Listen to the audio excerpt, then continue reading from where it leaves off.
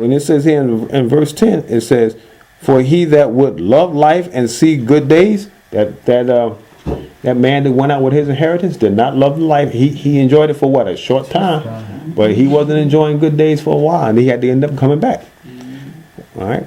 Well, because he went to his father and he said with his what? Tongue, "Give me my inheritance." And the fathers gave it to him. All right.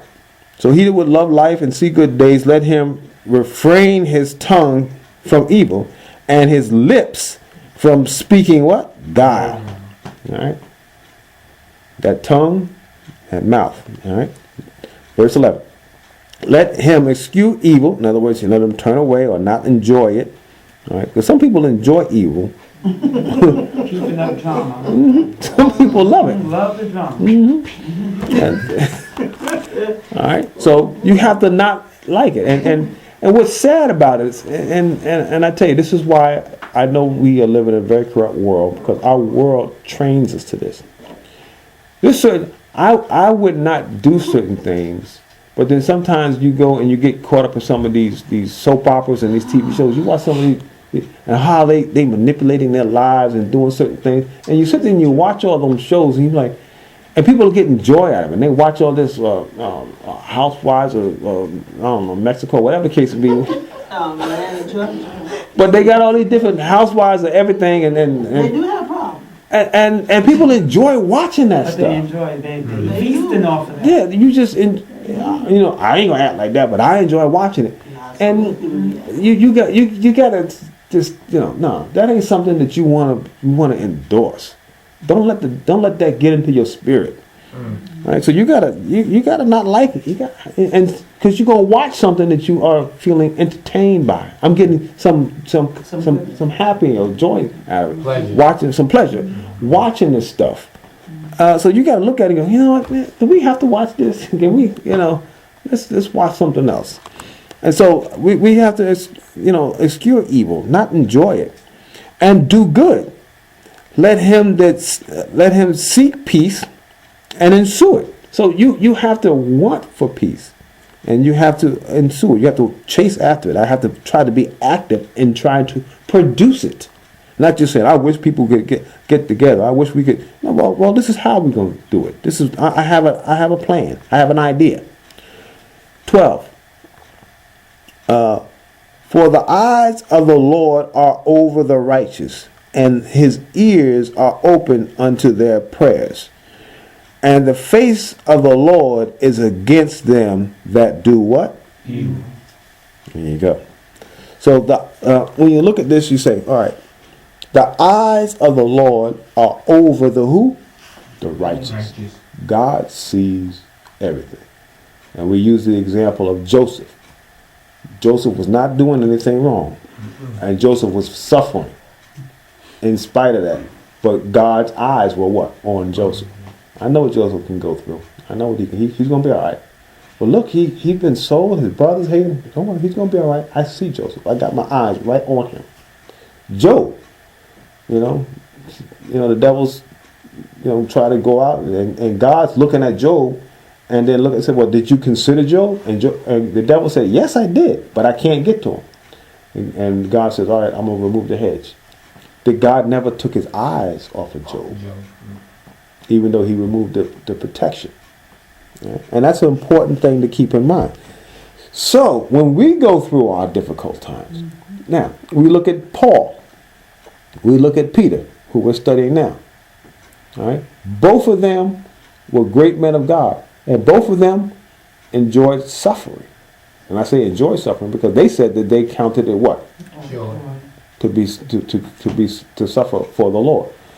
And so they went through what they went through, understanding that God sees. And if I die, I die. Why? Well, why didn't they so worried about? Because they also recognize, like Paul said, I'm caught betwixt two opinions. To be with the Lord, which is far better, or to be with you, which is needful. All right. So Paul was like, if they kill me, they can only kill the what? The body. And the body is not what I'm bringing to heaven. And the body is not what is of me. And so they were able to endure it. So God's eyes was on it. When And yet Paul and Peter were both what? Put to death. John the Baptist, who was the forerunner of Jesus. Remember when John the Baptist was arrested and placed in where? In jail. And then John sent his disciples to Jesus to ask Jesus, because he was beginning to say, are you going to overthrow it? Am I going to stay in jail? And then he said, are you the one, or shall we look for what? Another. And Jesus said, you go and tell John that the blind have their eyes open, the poor or take care, the lame walk, and the gospel is being preached. He said, you go back and you tell John that.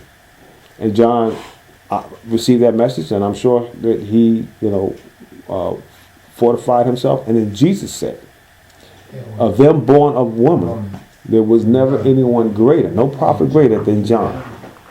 All right? But then what happened to John? Beheaded. Okay. So they're doing over there now, today.